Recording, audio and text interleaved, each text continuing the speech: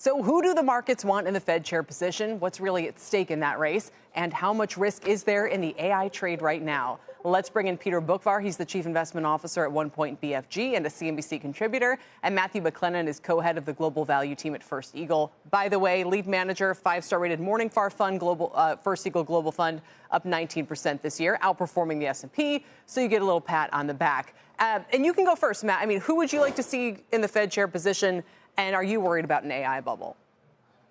We don't have a strong preference on who occupies the chair. I think one of the broader discussions here, though, is the Fed independence is almost a second-order reality when you have an outsized fiscal situation. And so what we're quite focused on here is the long-term fiscal credibility of the United States, because I think that is the condition precedent for having an independent Fed and for having a rational chair. The other thing I would say is that the path of rates over the last year has really largely tracked wage inflation moderating. And so really what's going to matter going forward is a function of whether job openings, which have inflected higher recently, whether they follow corporate earnings higher.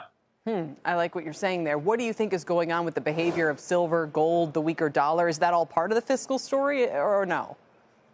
I think what we're seeing in terms of the fiscal challenges in the United States are being mirrored elsewhere in the world. It's not just the United States. We have outsized fiscal deficits in the UK, in Europe, increasingly Japan, China, et cetera. And so what I think has happened here is that with these large primary deficits globally, the monetary value of gold has arguably reemerged, and the value of gold as a monetary potential hedge has reemerged. And so even though gold has had a big run here, it's pretty close to its 50-year averages versus the level of the S&P 500, and its 50-year average relative to the level of U.S. government debt outstanding. So arguably gold went from being depressed relative to the nominal assets that you would want to use it as a potential hedge against to more rationally valued. And I think the other precious metals complexes followed it higher with some leverage. Gold's up 65% this year, Peter. Silver's up, what was that, 127%? These are wild moves. Do you think that these gains should be pocketed now? It's kind of or are they going to continue? And what's driving them?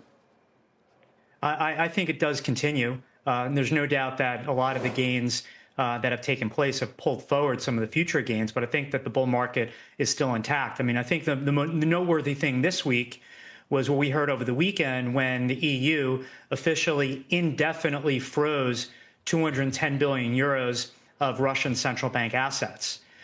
When they first started doing that, along with the U.S. post-2022's invasion, the vote had to come up every 6 months on sort of initiating the freeze. Now on at least a portion of it's indefinite. So it's just another message to all these central banks around the world that owning gold on your own territory that can't be confiscated is a really attractive choice, particularly when your other reserves are in sovereign bonds that are domiciled in places around the world. It just highlights the importance of owning gold that you can domicile yourself.